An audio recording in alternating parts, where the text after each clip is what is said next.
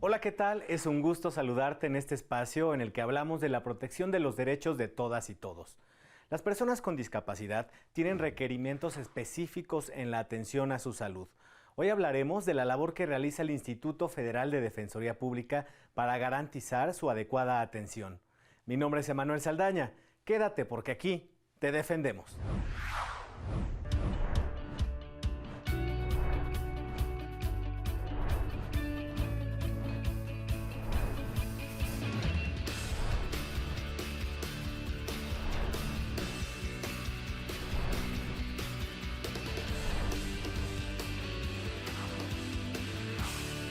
Es un gusto presentar a Mayra Anel Rincón Arbizu, asesora jurídica federal especializada en la atención a personas con discapacidad del Instituto Federal de Defensoría Pública en San Luis Potosí. ¿Cómo estás, Mayra? Bienvenida a este espacio.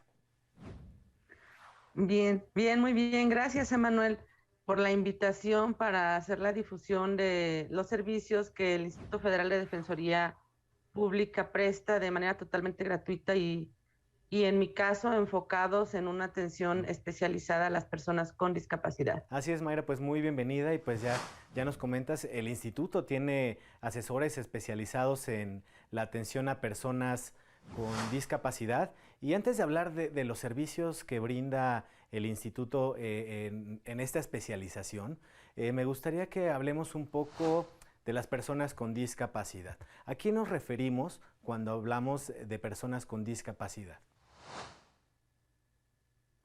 Mire, Manuel, podríamos dar muchas definiciones, pero me gustaría tomar la definición de la Convención de los Derechos de las Personas con Discapacidad, que desde mi punto de vista es la que mejor define la discapacidad desde el modelo social. Y son todas aquellas personas que tengan deficiencias físicas, mentales, intelectuales o sensoriales a largo plazo.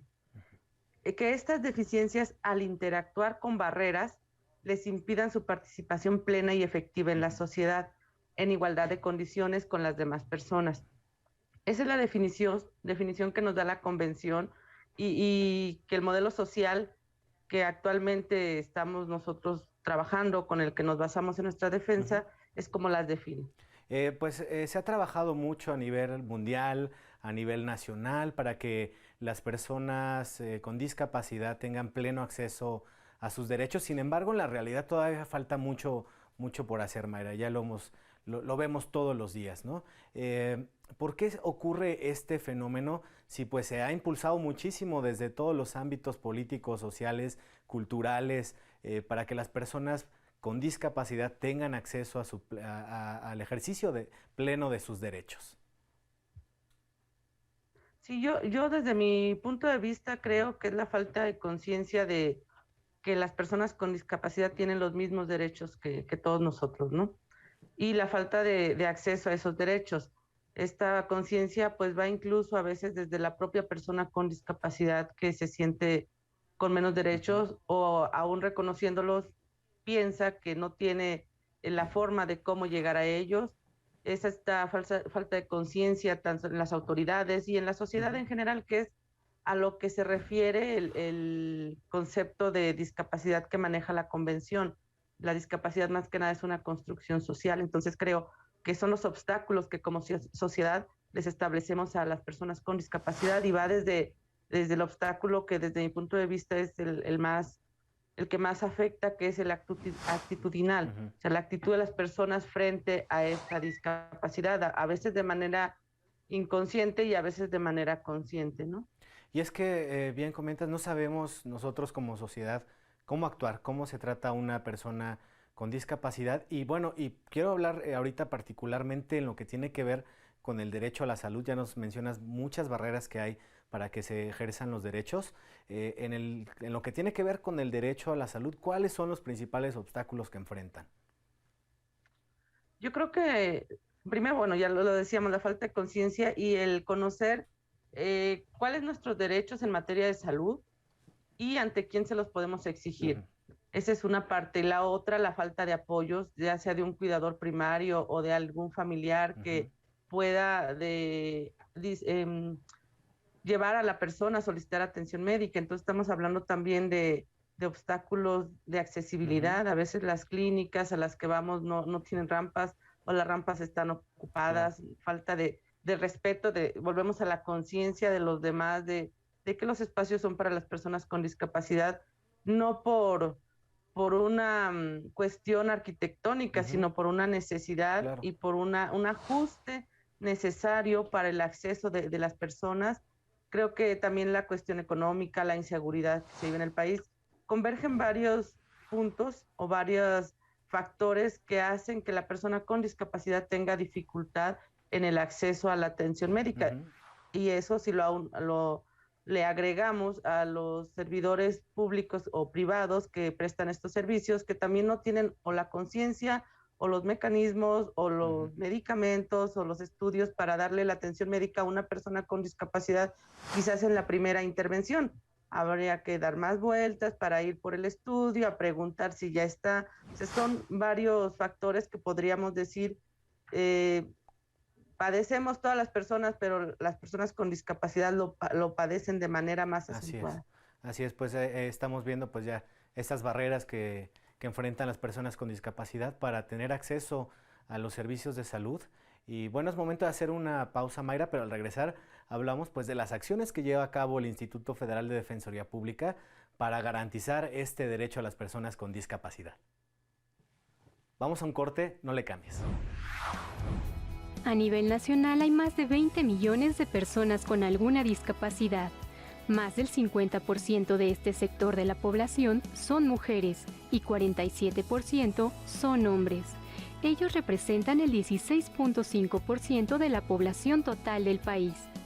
Cifras oficiales señalan que 11.1% tiene alguna limitación, 4.9% son personas con discapacidad y 0.6% padece algún problema o condición mental.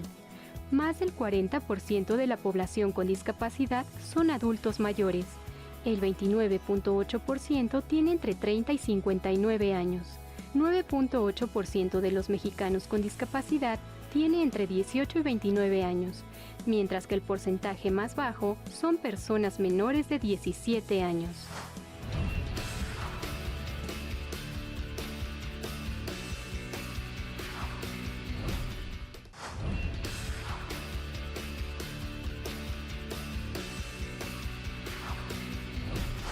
Ya estamos de regreso, estamos platicando del derecho a la salud de las personas con discapacidad.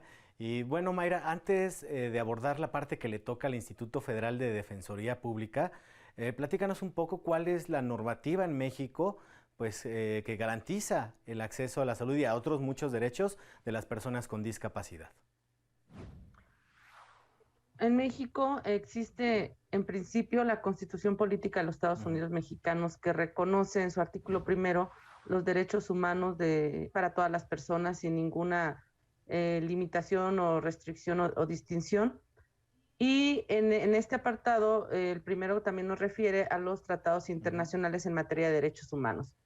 Luego tenemos en la misma Constitución el artículo cuarto constitucional que establece de manera tajante que el derecho a la salud se garantiza para todas las personas. Nos refieren la Constitución, los tratados internacionales, y Ujú. dentro de estos podríamos citar, me parece a mí, el Pacto Internacional de Derechos Económicos, Sociales y Culturales, que es el que nos señala que el derecho a la salud que tienen todas las personas es al nivel más alto posible. Entonces, estos dos dispositivos o estas dos legislaciones nos señalan que el derecho humano a la salud está tutelado en México al más alto nivel. Sí. ¿Sí? Quisiera señalar que la Organización de las Naciones Ujú. Unidas, a través de su Comité de Derechos Económicos, Sociales y Culturales, nos ha definido en una observación general que se entiende por el más alto nivel de salud. Y esto implica que debe entenderse el derecho a la salud como el disfrute de una gama de facilidades, bienes, servicios y condiciones necesarias para alcanzar el más alto nivel posible de salud. Así es, Mayra. Entonces, con base... Ya nos platicas de estos mecanismos que hay para garantizar este derecho, pero en la realidad sabemos que pues, no se aplica tanto, ¿no? Es por ello también que existen precisamente asesores especializados en la Defensoría Pública para atender y para garantizar el acceso a los derechos plenos de las personas con discapacidad.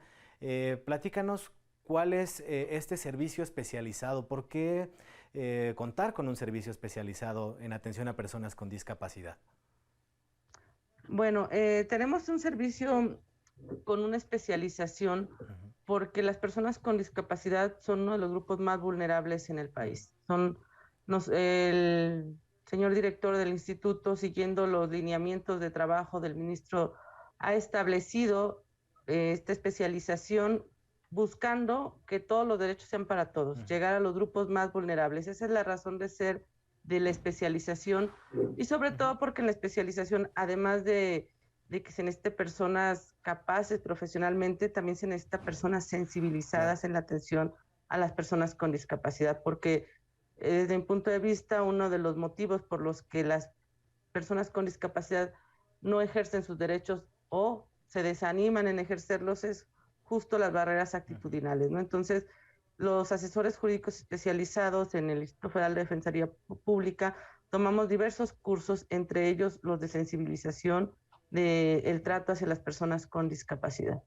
Aquí en este espacio, Mayra, hemos hablado ya en varias ocasiones pues, del acceso a los derechos de las personas con discapacidad. Nos da mucho gusto saber que hay esta especialización en la Defensoría Pública para esta atención que ya nos comentas, pues tiene que ser muy sensible, ¿no? Los hemos visto a ustedes aquí platicar con el auditorio, con nosotros, acerca de los casos que les llegan, y quiero preguntarte cuáles son los retos que enfrentas tú como asesora jurídica cuando te llega un caso que tiene que ver con el derecho a la salud de personas con discapacidad. Yo creo que el principal reto es entender la situación en la que viene la persona, darle tranquilidad de que llegó a un espacio donde primero lo vamos a escuchar, porque nos ha tocado ver no solo con las personas con discapacidad, quienes llegan con nosotros ya vienen de muchas instancias o de muchas autoridades donde aún, aparte que no se les resuelve, no se les escucha, y a veces basta con escuchar a las personas y tú determinas quién podría apoyarles en caso de que no se pueda con nosotros y qué es lo que necesita. A veces no necesita un recurso jurídico, a veces necesita otra canalización, o a veces conocer su situación jurídica y explicar sus derechos les da esa tranquilidad que buscan. Entonces creo que el principal reto que tenemos es conocer o ser empáticos con la persona y la problemática que en ese momento siente o presenta, y transmitirle que ha llegado con alguien que lo va a defender de sus derechos y que sí los tiene, porque luego a veces me ha tocado conocer personas que me dicen, es que hablando en materia de salud, es que fui a tal institución pública y me dicen que no está la medicina y no tengo. ¿Dónde podría conseguirla? Le digo, no, pues es que la tienes que no es que la tengas que conseguir, ellos te la tienen que dar. Entonces ya cuando les explicas, se tranquilizan porque saben que en algún momento les van a dar el medicamento y que ya no es el problema de ellos. Quizás su problema termina al llegar con nosotros y nosotros darle la gestión para obtener su acceso a la salud. Ahí está, pues sí, Mayra, bien lo dices, que sepan primero pues que tienen el derecho, ¿no? Que sean conscientes de que no se les puede negar en lo que tiene que ver con el tema de salud, pues es un acceso universal. Y bueno, Mayra, es momento de hacer una segunda breve pausa, y pues al regresar también compártenos un poquito de los casos que llegan a la Defensoría Pública que tienen que ver con el derecho a la salud de las personas con discapacidad. Y a ti que nos ves a través de Justicia TV, ¿cómo crees que puede una persona con discapacidad hacer valer su derecho a la salud? Eso le preguntamos a jóvenes de nuestro país. Escuchemos sus opiniones.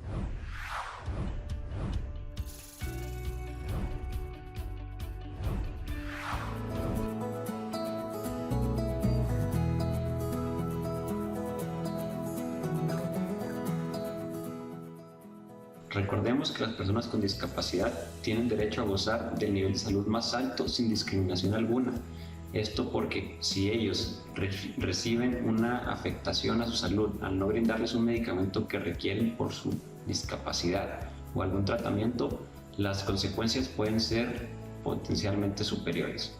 Es por ello que de infringírseles tal derecho, de no garantizárseles, pueden promover juicio de amparo indirecto de conformidad con el artículo 4 constitucional.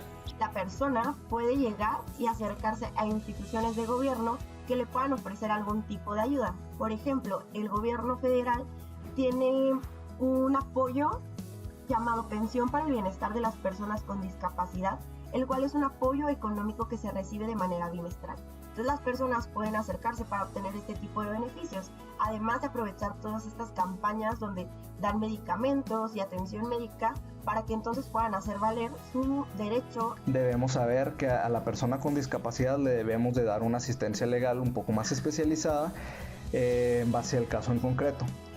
Asimismo, puede que esta persona tenga una discapacidad mental con lo que vamos a requerir hacerle saber las cosas, la terminología del derecho de una manera más eficiente y más simple. Las personas con discapacidad son un grupo vulnerable que debe ser tratado con especial cuidado para evitar las desventajas o dificultades que estos tienen y llevar en todo momento un plano de igualdad que les permita el pleno aprovechamiento de sus derechos, uno de ellos la salud. Es por ello que existen personas y leyes que prevén los casos y ayudan a este grupo vulnerable para hacer valer su derecho a la salud.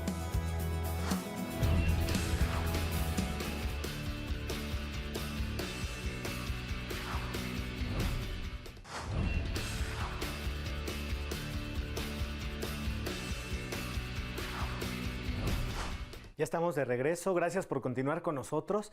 Estamos hablando del derecho a la salud de las personas con discapacidad, de las acciones que lleva a cabo el Instituto Federal de Defensoría Pública para garantizar este derecho. Y Mayra, pues es momento de que nos platiques, pues qué tipo de casos llegan al Instituto Federal de Defensoría Pública relativo a este derecho.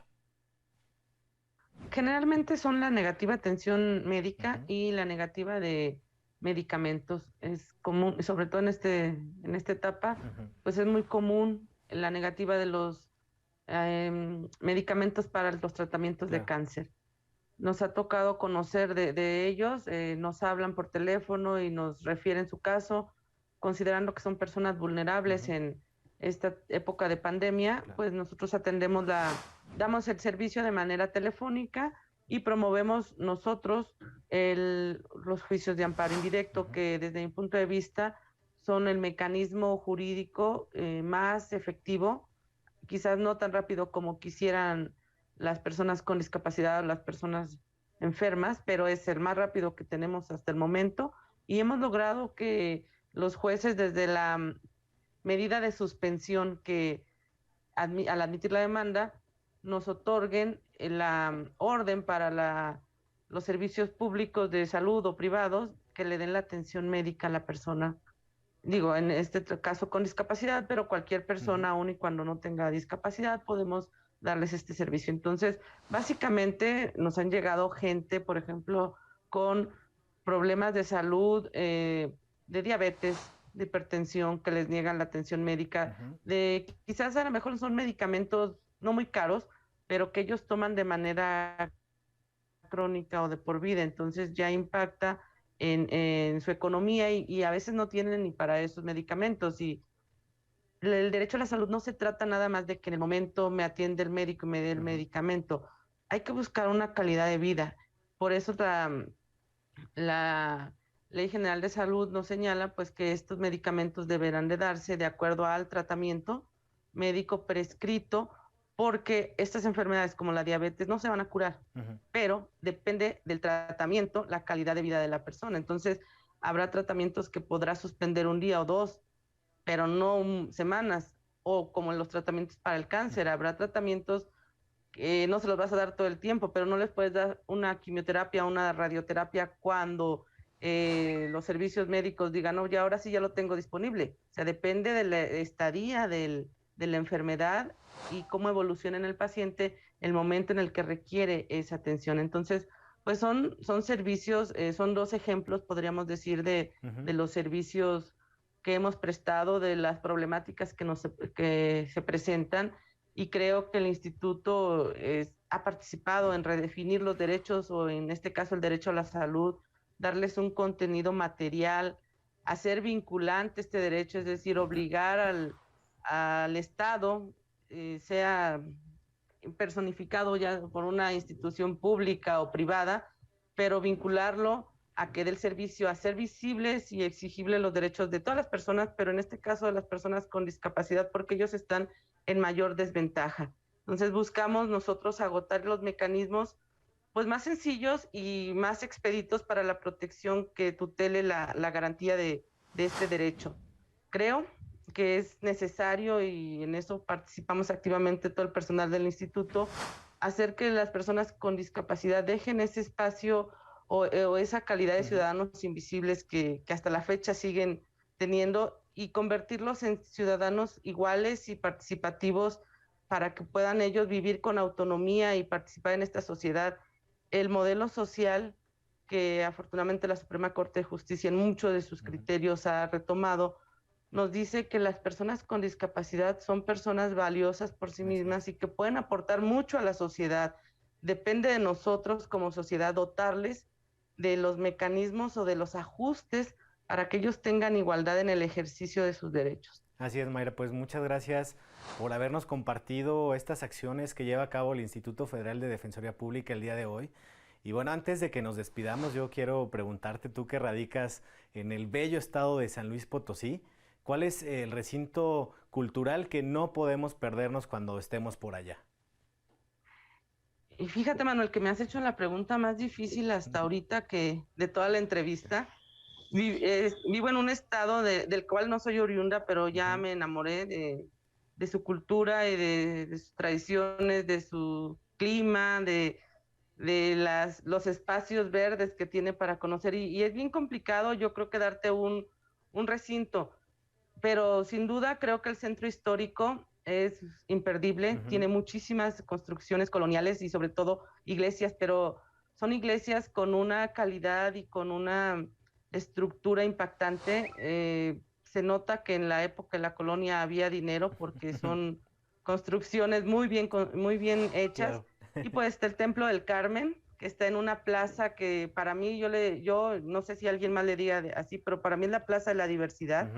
En las tardes llegan grupos de personas de todas las diversidades culturales y sexuales ahí a convivir en plena convivencia, sin molestarse unos con otros. Es una plaza muy grande. Claro. Salen las personas de trabajar, los empleados, y ahí conviven, llegan sus familias por ellos, los niños, los jóvenes, la Plaza del Carmen. ¿Por qué el Carmen? Porque ahí está el Templo del Carmen, que según lo que pude investigar o lo que me han platicado, es el templo que mejor representa el barroco de esa época en la zona norte del país. Entonces, en realidad, San Luis tiene mucho que conocer, pero creo que el centro histórico sería lo que yo recomendaría. Pues ahí está la recomendación, Mayra. Muchísimas gracias. Te mandamos un abrazo hasta San Luis Potosí.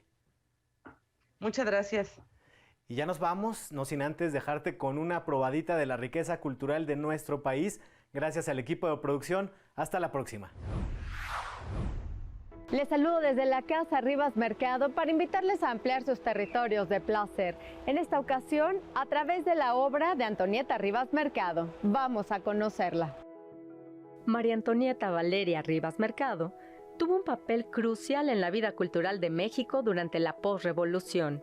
Cuando muere su padre, le deja una enorme fortuna que utilizó para apoyar a los artistas del grupo de los contemporáneos, quienes se resistieron al discurso oficial, como Javier Villaurrutia, José Gorostiza, entre otros como Salvador Novo, con quien concibió el Teatro Ulises como una renovación del teatro en México. Gracias a ese proyecto, hoy podemos hablar de una Escuela Nacional de Teatro. Antonieta fundó y financió la Orquesta Sinfónica Mexicana, que tuvo como director al compositor Carlos Chávez. De igual manera, abrió la editorial